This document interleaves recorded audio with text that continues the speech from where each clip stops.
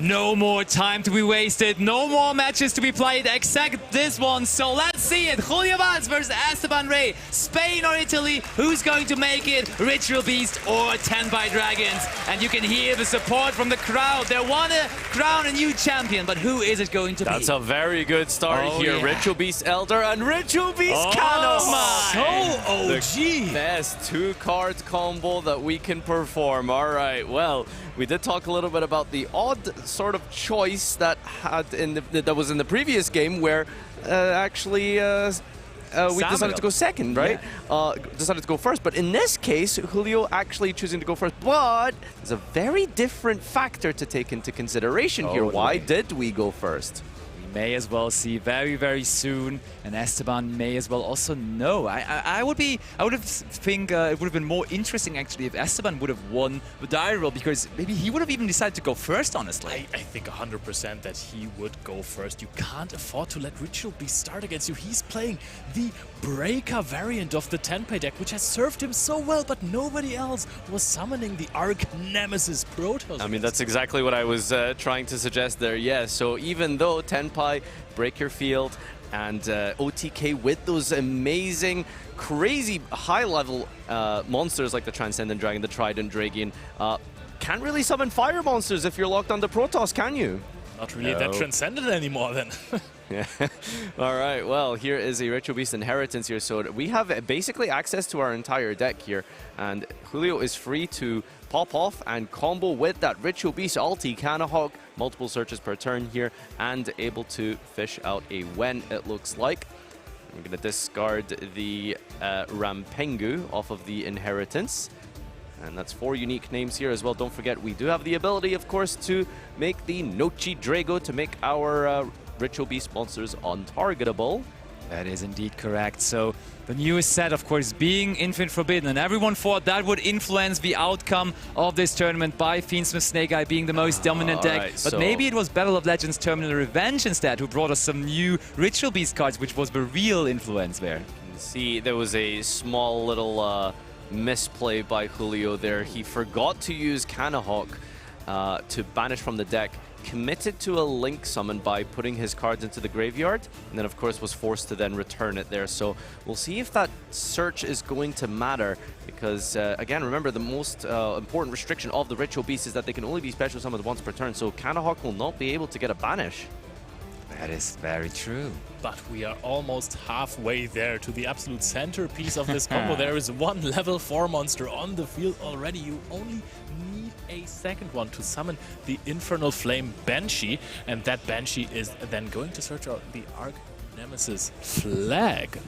That is correct, but I mean, even let's think about it. If Esteban has a combination like Raigeki plus Forbidden Droplet or something like that, even though we might not be able to play the game, we could still be able to potentially break the field. Who knows?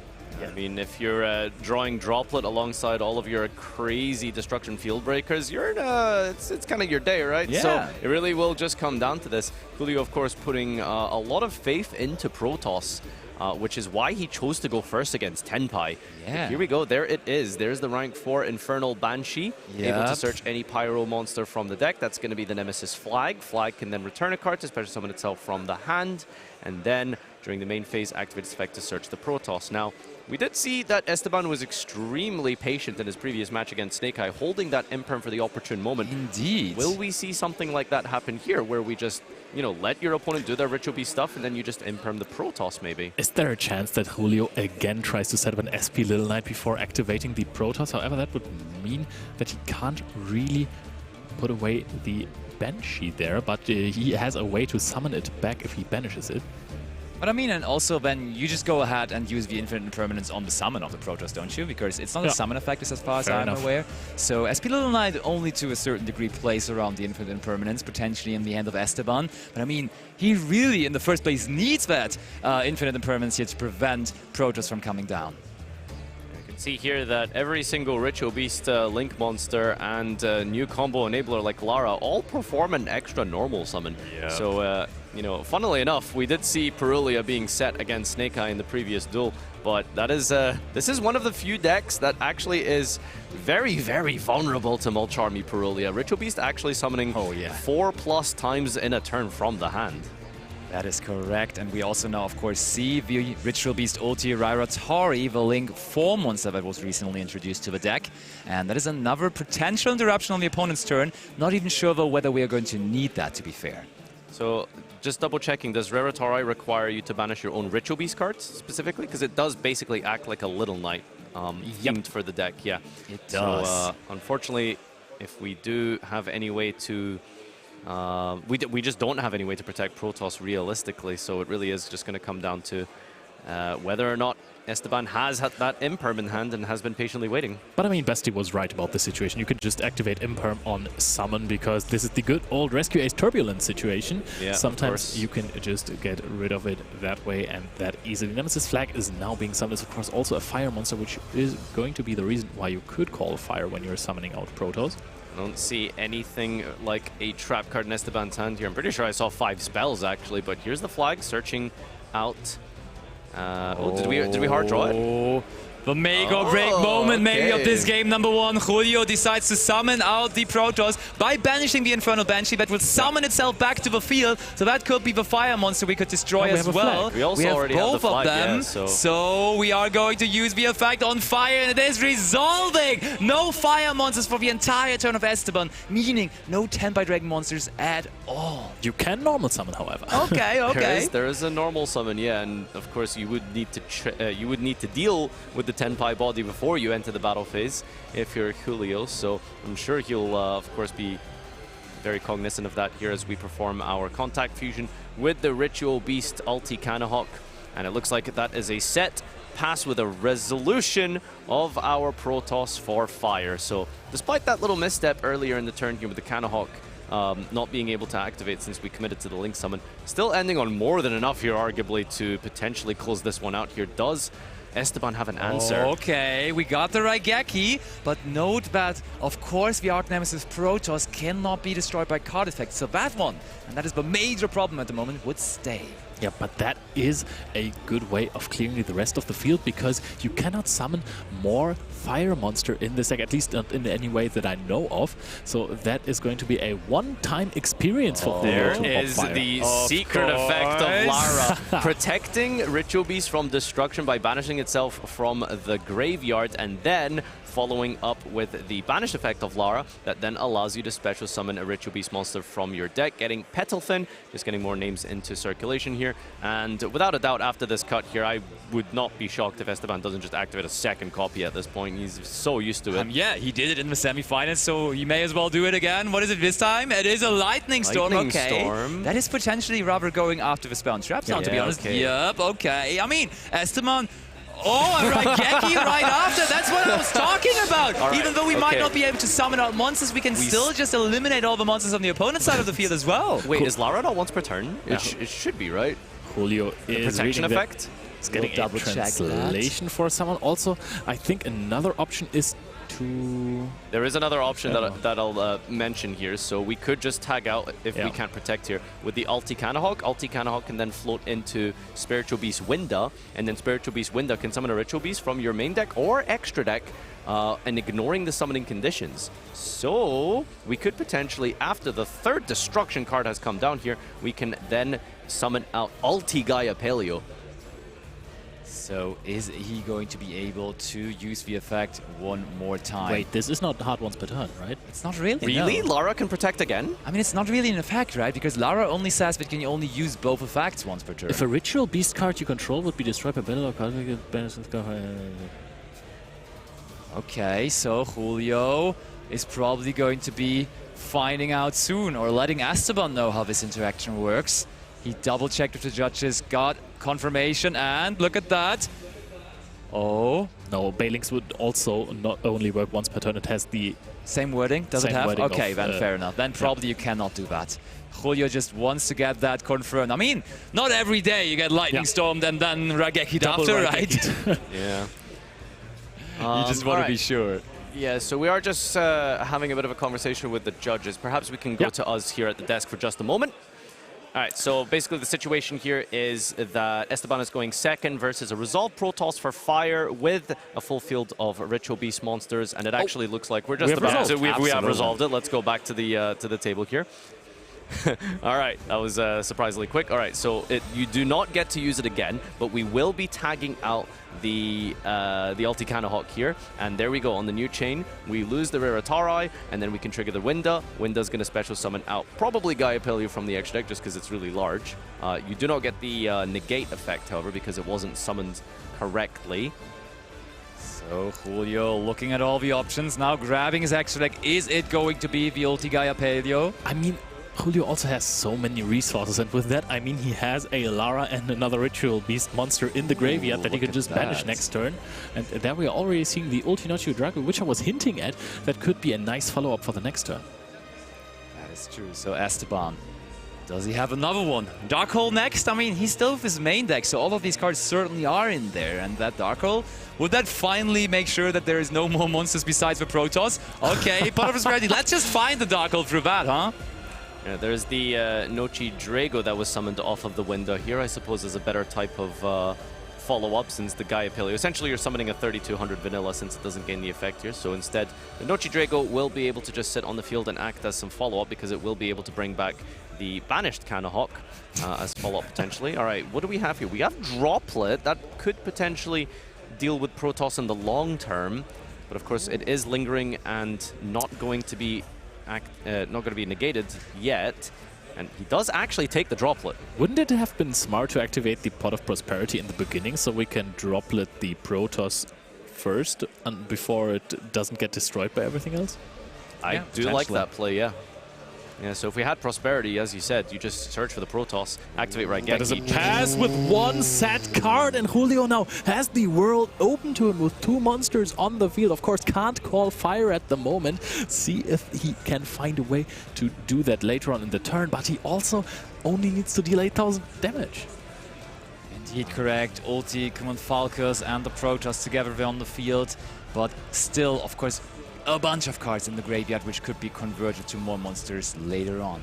At some point we must have changed the monster special summon from the window because now we have a Kimon Falco on the field instead of the Nochi Drago. I know Nochi Drago can only be special summoned once per turn, so maybe that was the issue.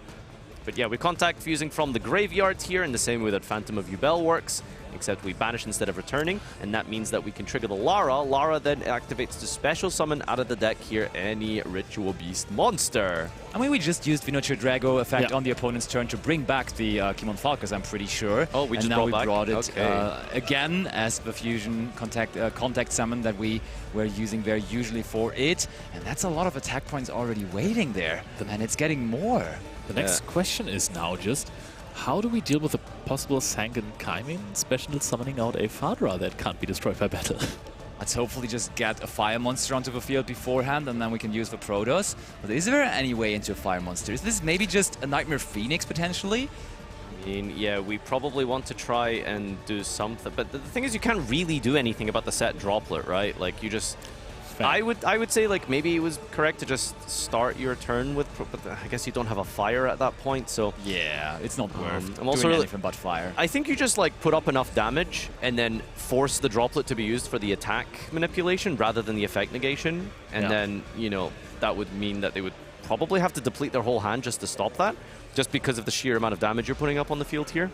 Yeah, I like that. Probably just put as many attack points as possible onto the field, and then we have to kind of activate the Droplet at some point. Okay, but Julio still keeps on going.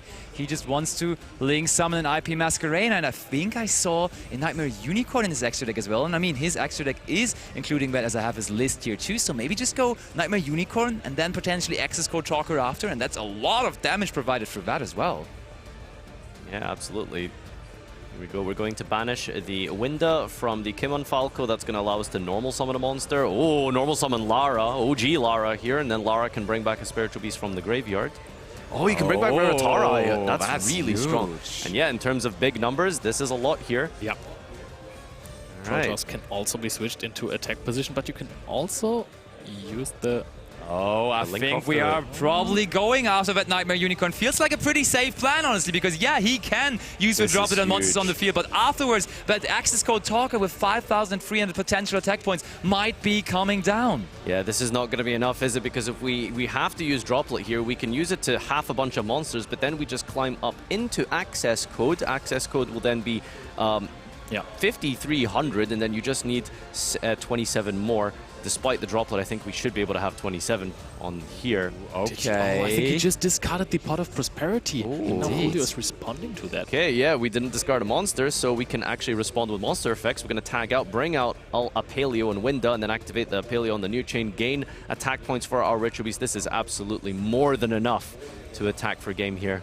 Protoss has now been negated. There is, I think, little play for Protoss in this game. Access code Talker is being summoned. Esteban is checking the last card in his hand. Is there a way for him out of this game? Mode.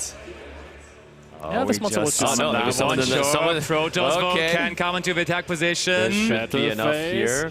And Julio wins game 1!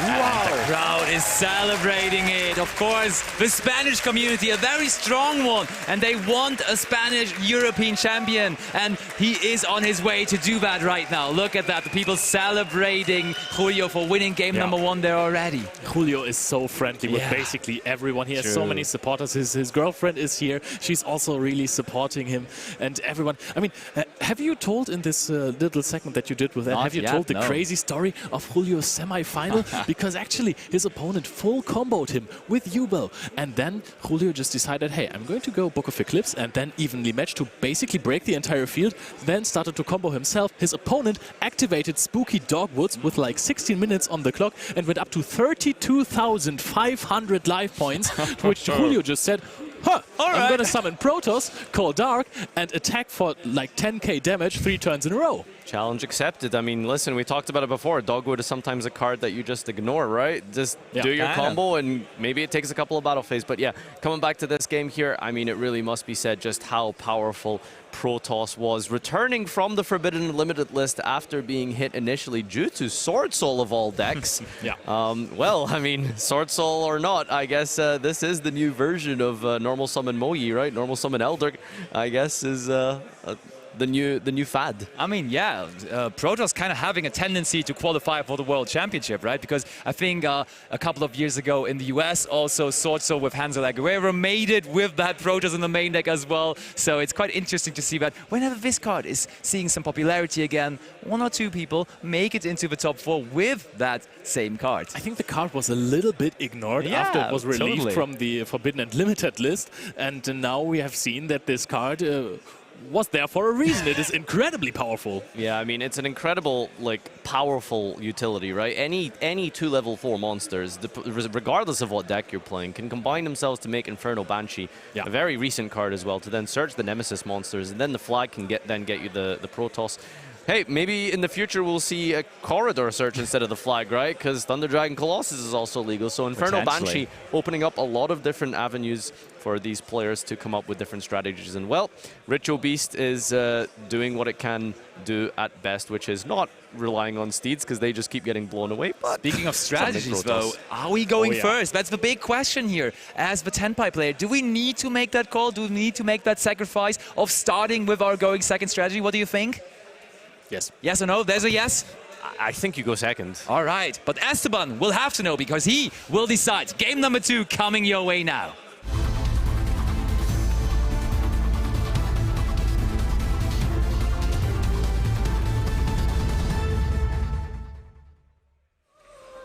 Can I just say, how cool is it to just activate Raigeki after Raigeki in a European Championships final? Yep.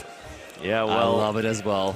Raigeki staying Oh, he goes second again. Nadia, you were right. So we're just going to see potentially the same thing happening again. But we saw it in the semifinals. Esteban actually in his side deck kind of changing up his strategy. He is going to bring in cards like Ash Blossom and Joy Spring, Nibiru, and so on and so forth. So there are additional answers to prevent the Protoss potentially.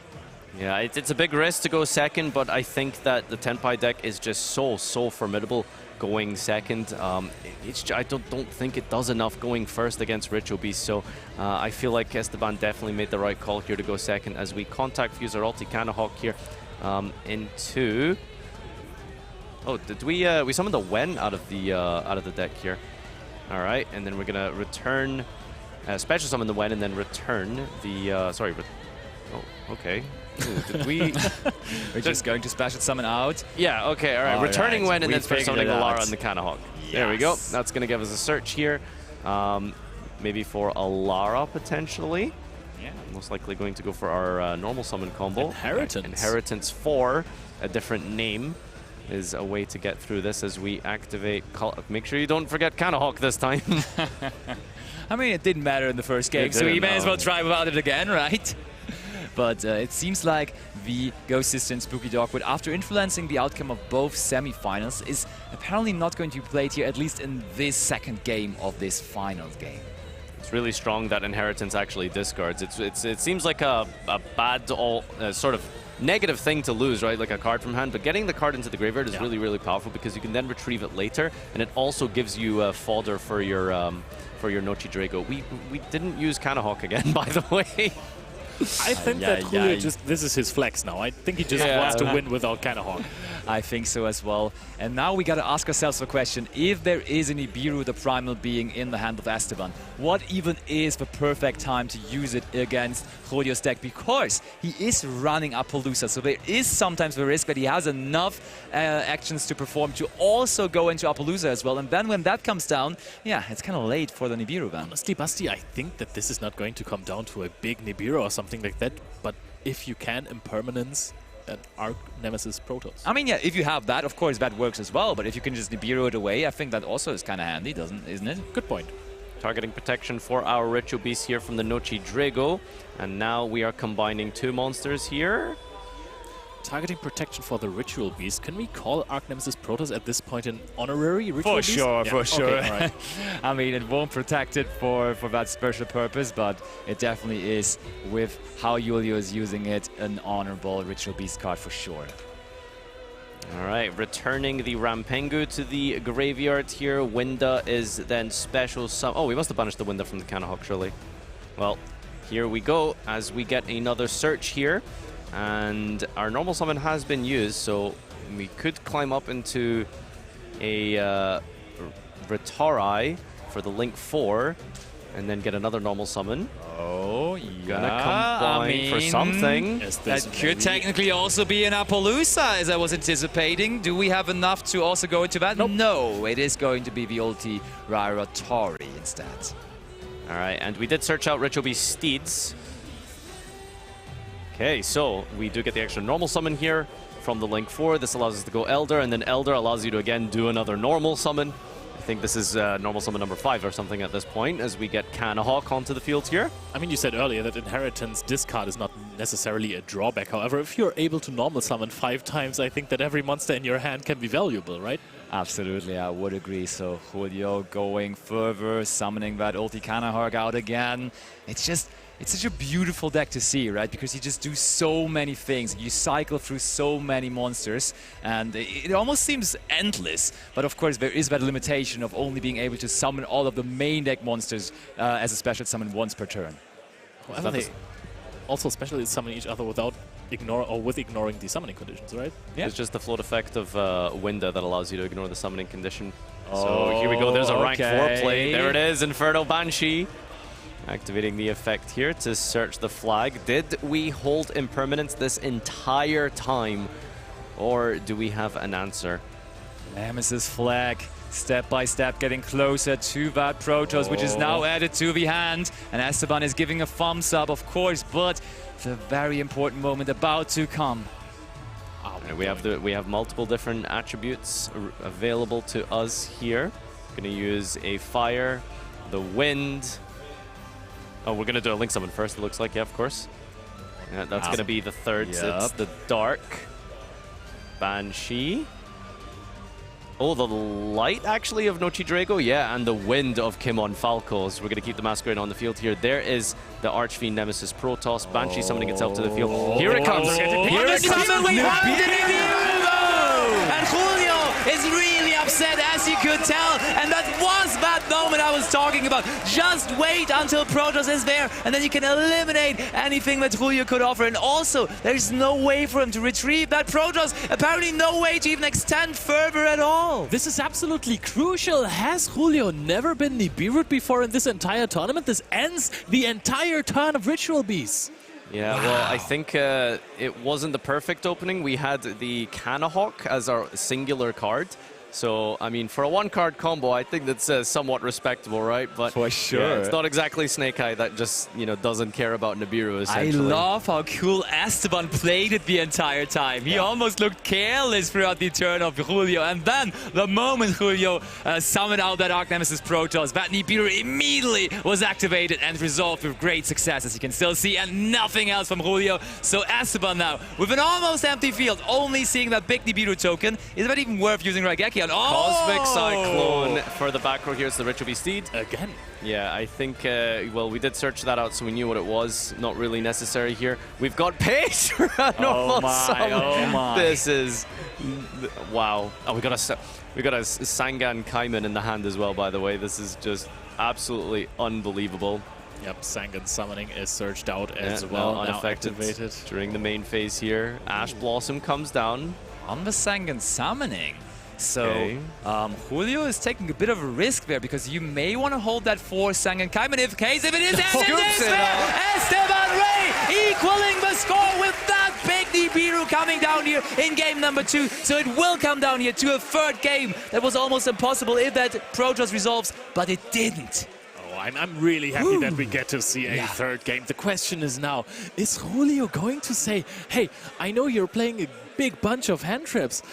I might just let you start in this one, because earlier I said, I know I said, hey, there is no way you're letting Julio start. There's no way Julio lets his opponent start. He wants to get Protoss off. But not having any protection for it seems kind of crucial there. So I think that there is a really, really good chance that we're going to see a Tenpai going first. So. Is it correct to go first? Is it correct to go second? Nobody knows. This is a kind of question that will have to be perhaps weighed up in the aftermath of the European Championship. Totally. This final is going down to a game number 3. I really can't believe that just happened. The patience to hold that Nibiru for the entire time, recognizing the only win condition you care about for Ritual Beast, if you're a Tenpai player, is the Protoss. Just wait for the Protoss, activate Nibiru.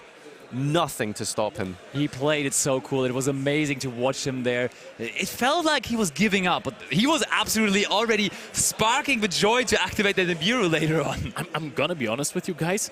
For Julio, it doesn't really matter who starts, right? Because if that Nibiru is in hand, I would definitely, even if I know I'm going first as Esteban, I would keep that Nibiru. Of course, 100%. That card just won you the game, so you're definitely trying to do that again. I'm absolutely totally agreeing. Irrespective of it. You know, Ritual Beast does have ways to play around Nibiru, but it's definitely nowhere near the caliber that something like Snake Eye can offer you, or Yubel. We're spoiled with those decks. Yeah, absolutely. For sure. But yeah, we have a Ritual Beast final in Europe being played out here. Who would have thought that the final would be Tenpai versus Ritual Beast of all decks? I did, actually. I called it earlier. I called Tenpai. You know what? We both are kind of in this together, so let's see. I saw Cosmic Cyclone. Yeah, everyone is happy here in the finals. No. I hope you guys at home are also happy with this. And of course, I love the general fact that Tenpai kind of influences the whole format, right? That whole dynamic with going first and going second in the last couple of months wasn't really that relevant, but since the release of that Tenpai Dragon strategy, it became way more relevant. People had to think while siding whether he even starts or whether not,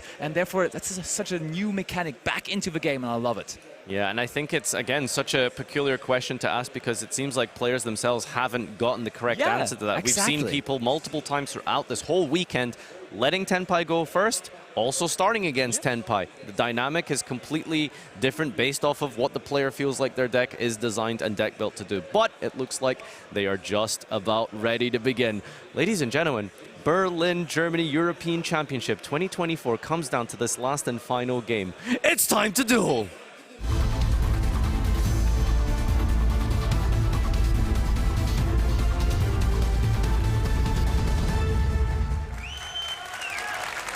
And the crowd is going wild. They want to see who takes this down, Julio or Esteban. And Julio with the decision that we were talking about. Who is it? Who is it? Who is it? Who is it? What is happening here?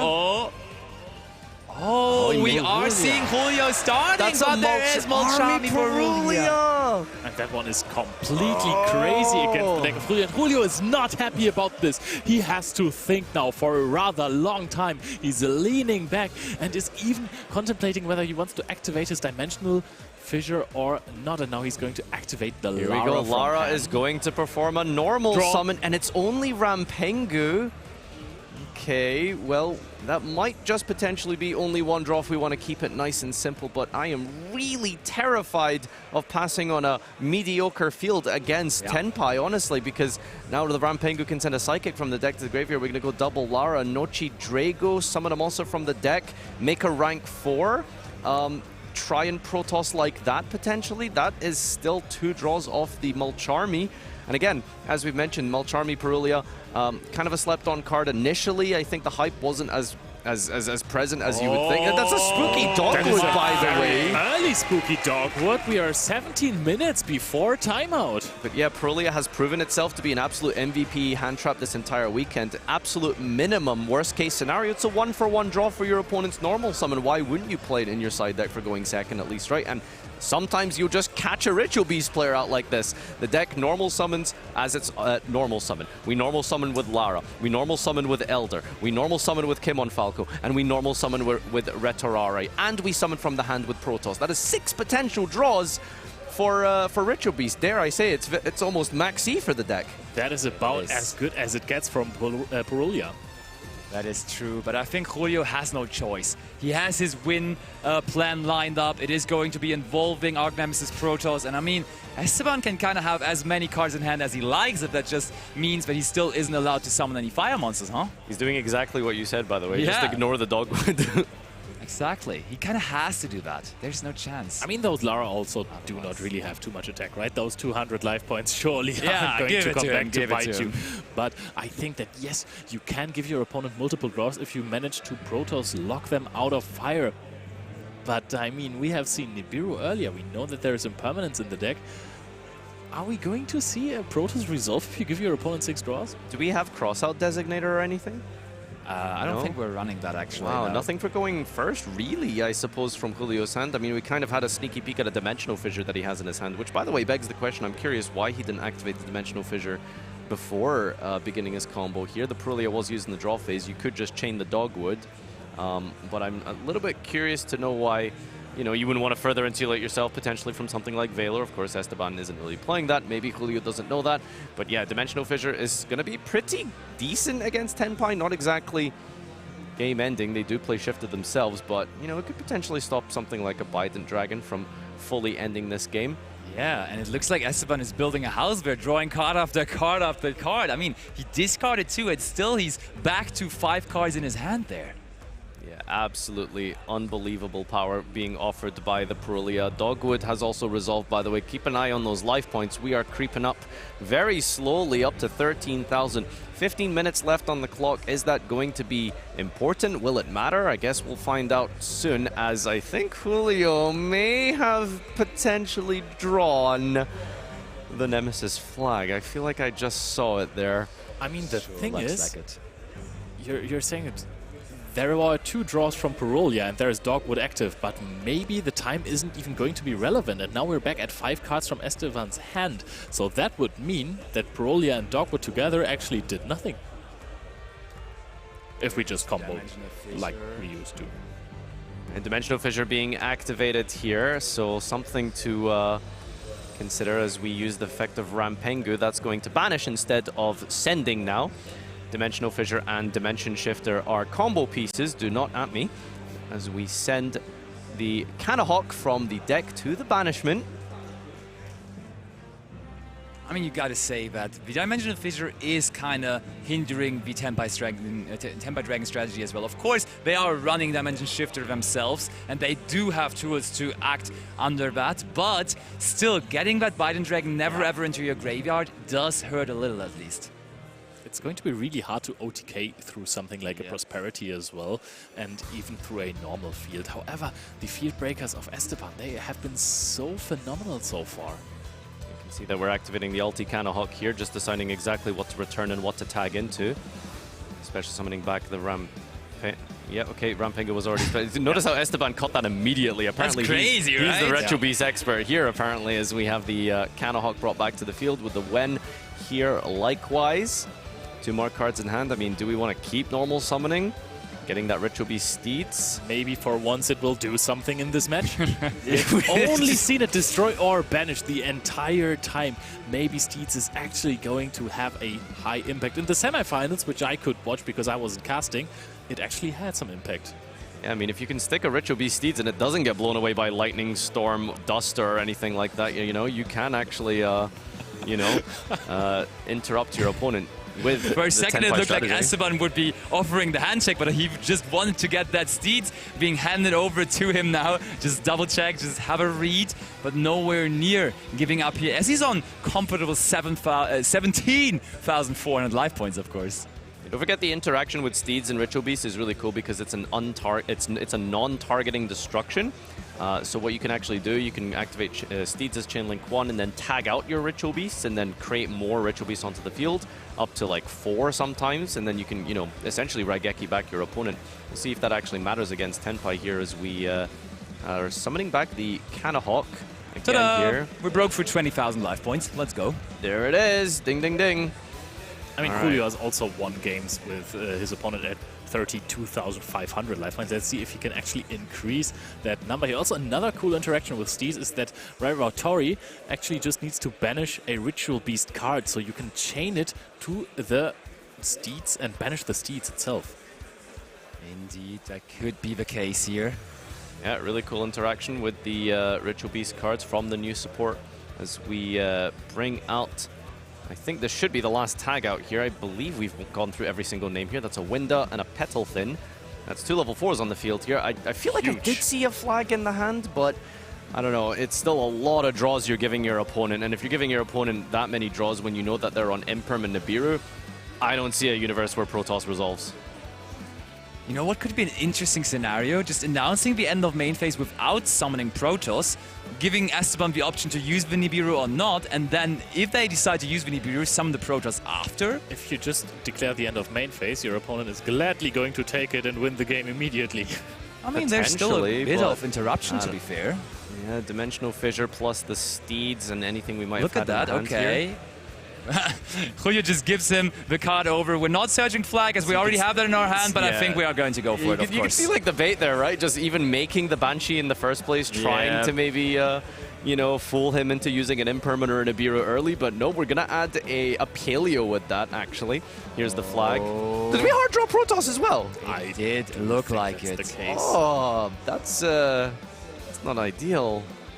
So Esteban still keeping up with the life Look how many points. draws this is, by the way. Oh, Perulia number 2, by the way. Put another one in. So looks like because of the summon of Nemesis Flag, we drew into a second Perulia. And yeah, definitely you can activate 2 Perulias for sure. This one is banished over because the Die-Fi was activated later in the turn here.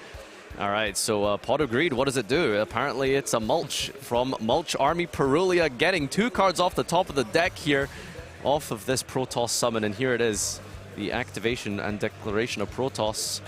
It's time. All right, there we go. There's the 2 cards. Chances to draw into an Infinite Impermanence. Do we not have an really no way. What is happening right now? It doesn't look like there is an Nibiru. Come on, that's an Imperm. That's an Imperm. That, right? The shading of that card in the It middle. is resolving!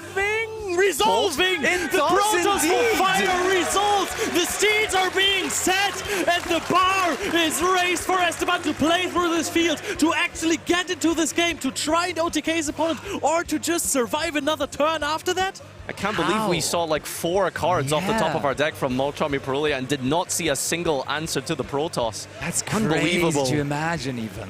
But there is the Harpiest Feather Duster right away. Once more, Steeds just being sent to the graveyard there through the Feather Duster, and plenty more cards. Lightning Storm right after, so we want to go ahead and also destroy Tori, but that is going to be protected here. And triggering the Lara in the process. Sometimes I don't even know if it's even worth using it, but, we do have, like, 8 cards in hand, I think, remaining with Esteban. So, you know, I'm sure there's plenty of more ways to keep destroying these cards here as we summon out a Rampengu from the deck here.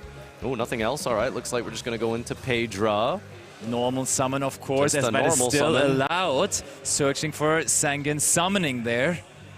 Right, if you're just happening to tune in at this opportune moment, you know, do remember a Protoss has resolved for fire. And that's going to be very, very difficult for Tenpai to deal with. I mean, I don't even know if it's worth summoning here, right? Okay, let me give you a scenario. You're on almost 30,000 life points. Yeah. Just maybe pass and then wait until you can try and find an out to the Protoss. You're not gonna lose all your life points over the course of maybe 3 more turns, right?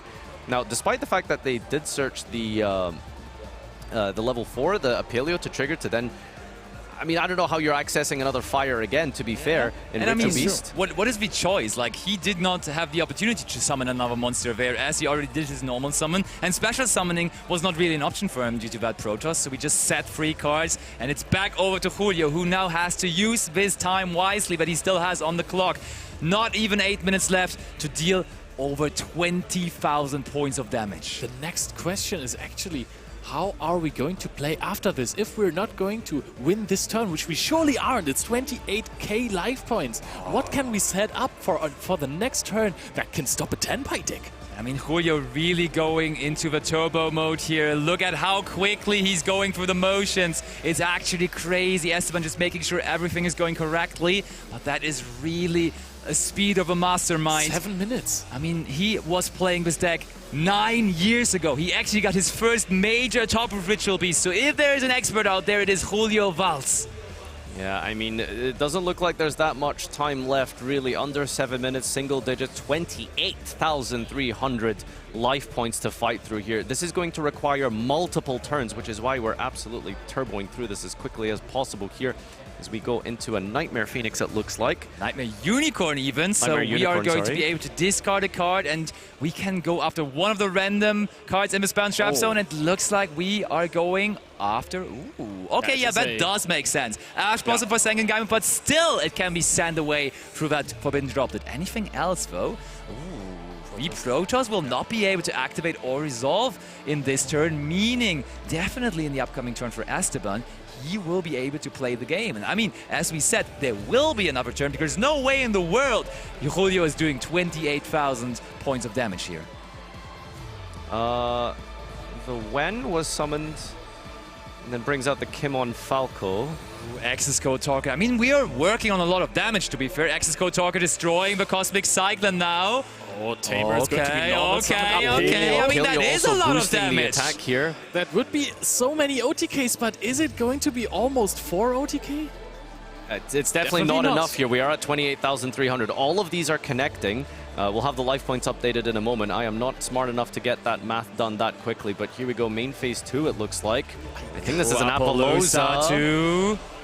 I mean, that's honestly not that bad of a setup, and there's still over 5 minutes left. The judge is still also trying to figure out, and look at that, only 6,000 life points more there, but there is Lightning Storm to really get rid of those monsters again. No more Appaloosa on the field. Keep in mind, the IP Masquerena has been used to summon the Nightmare Unicorn, therefore wasn't protecting an Appaloosa here. Rampengu is being special summoned out. Lara was protecting. I can't believe that we're seeing a game where Dogwood did not win a game because of time conditions, but won a game because it bought a turn. Actually, are we going to see a game that is being won by this? It looks like Esteban is in an incredible spot. The Sangan summoning is being banished immediately. Another Sangan summoning activated. Oh, I think Julio wants to clarify, but he did it on the effect potentially. Yeah, I think probably, he's just double checking there. Yeah, so we don't get the search, but it is unaffected. Sangan Gaiman as well, man. This is looking crucial for Julio. Esteban is moments away from becoming the European champion. He has Chandra, he has Fadra. It does not look like much because it's only 2 main deck monsters on the field. We're entering the battle phase, attacking over the Rampengu, and everybody knows what happens when the Tenpai Dragons attack. We are making a serious amount of damage here as we start chipping away, taking some damage ourselves, crashing. It doesn't matter. We have infinite life points here, committing to a synchro summon here. There is the Biden reviving Fadra, attacking again, and Okay, yeah, there we go. It's big enough now, and here it is. We just keep attacking and then synchro summoning. We're going to go into the Transcendent Dragon, attacking over the Raritari. I mean, we just saw in lightning speed how quickly Julio played on his turn, but now Esteban is also super quick with his. Attack! We have a new European champion, and his name is Esteban Rey from Italy. Tenpai players all over the world, grab your dogwood because this is actually phenomenal. You're just buying another turn. You can break the setup, buy another turn, and then win all of the games. Well, despite the fact that I thought maybe it could have been correct to wait another turn or two because you have so many life points, Esteban making the right call here. Going second versus Ritual Beast, despite maybe the risk that could have been had there, which still actually did mess up his plan because the Protoss did actually resolve, but the Dogwood saving him for a turn there, and so he was able to live that turn, gather another resource, and then pick apart the field. And OTK with I mean, the 10 pies. It was rather of a plan of Julio there because Julio actively decided to go first there in that third game. And then it was, of course, the Molchami Perulia. And let's talk a little more about that card because that card really, since its release a little over a week ago, has made an impact into the TCG meta game, right? I think it was included in all 4 of the top 4 decks going to the World Championship. It was represented so much all over Top Cut. And I would be interested in the total number in the tournament because everyone's running it, I think it's a side deck defining card, right? I mean, as we talked about, Perulia is just a card that allows you to 1-for-1 draw at an absolute minimum if your opponent doesn't normal summon. I mean, which deck isn't trying to normal summon or at least summon once from the hand, right? Worst case scenario, you're getting a 1-for-1. And if your opponent wants to play around it, they're making suboptimal fields like Masquerena and a Snake Eye Oak in the Spell and Trap Zone. I just think this card is absolutely incredible, and oh boy, does it get even better in the future, potentially with Rage of the Abyss, but that's another story in the future. Yeah, actually, this is quite insane. Also, decks that can heavily discard cards like Perulia can actually also run it in the main deck on the off chance that you're going second, you know? And then if you're going first, you're just going to discard it at some point. It doesn't really matter. This card is so strong. We have seen it multiple times over this weekend. Now, Esteban, he actually ran Tenpai, the going second strategy that has been deemed a strategy that can top events, but can it actually win tournaments? Because at some point people don't really know, or people do really know that you're playing Tenpai and they let you start, but that didn't stop Esteban. But now we have a little bit more of analysis for you guys. Let's give it over to Alberto. Give it up for Esteban. What an incredible match it has been. Honestly, I'm speechless. I think you are as well. Before going to the party though, I have some highlights I would like to show with you and commenting. So I would like to see the game 1. What happened is basically that your opponent has full combo. Yes. And basically, this is the second Jackie, because like the first one was basically prevented with Lara, and this is the second Jackie. So what are your thoughts? When I activate the second Rejeki, I know I will lose this match because I can't special summon any monster fire, and I don't have in my deck anything for protect my battle in his turn, and I can't win the first game. And for the second highlight, I would like to show you this clip, which I really liked, and it's coming up shortly. This is basically the droplet activated on the Unicorn. And then there will be the access code, basically. So, what did you think in this moment? I think okay. My opponent play Unicorn. Then he will special summon Talker, and I will lose. But I proved to do a move. No, especially because I think that this game 1 was incredibly relevant, and being under the score in a final is never easy. And then in game 2, I would like to show the highlight, of course, of the final, in my opinion, which is this moment, which I think you remember, right? Yes, I remember. What happened? When I tested with versus this deck, I learned to do Nibiru and Imperma. Here it is. Yes. I lose only for Protoss, and my Nibiru is out Protoss when. In the hand, I have Imperma, and if my opponent wants to do a Palooza, I will win because I have combo Nibiru Imperma, and I have 2 starters. And for game 3, honestly, you started things off with Perulia and Dogwood, and over 28,000 life points. Yes. I have these highlights for you, and I mean, this is the moment in which basically, I mean, the thing is that you had the access code and we show, okay, now a lot of damage, but I mean, you can see that you were a lot of head of it. We were thinking for a moment that maybe it was over, but it was not. I have I remember 6 cards in hand. I know my opponent can't OTK me because I have a lot of life point, and I know I will win because I have Tuber Breaker and 3 started.